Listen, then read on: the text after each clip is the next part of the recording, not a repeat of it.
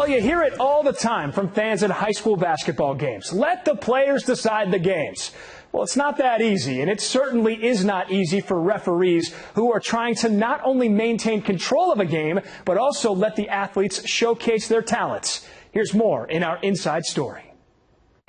If you are paying attention at a basketball game, you can see how important the relationship between a head coach and an official can be.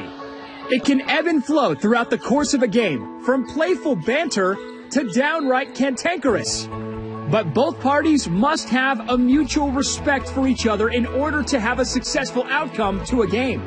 Develop a relationship with these referees. You're going to see them more than once. Learn their first name. They'll learn your name.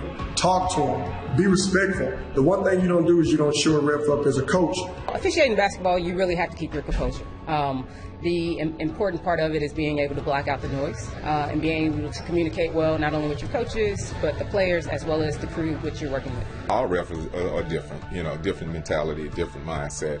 And so by me knowing so many refs over the years, I can kind of temper what I say. We both have jobs to do, and we try to stay out of each other's way. And that's the best thing to communicate. If all of a sudden they're compromising my ability to officiate the game, and I'm focusing more on them than I need to be. So you just try to communicate that and let them know that that's going on or that's enough. Oftentimes, wins or losses come down to how a coach and a ref communicate. Referees officiate by the guidance of the rule book and their own judgment, while coaches only really want one thing and one thing only: consistency.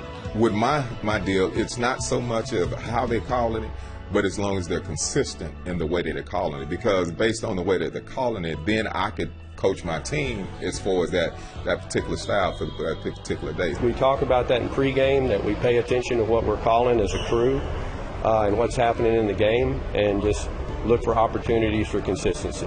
When we're consistent, we're fair.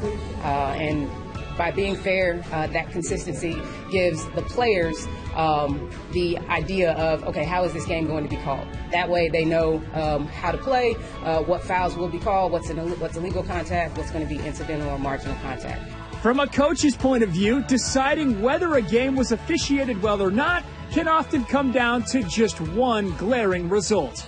I think it depends on if your team wins or loses. It really comes down to how your team plays, and is there that pivotal call that could be game deciding. You're gonna leave with your own perception of what took place and whether or not it benefited you or worked against you.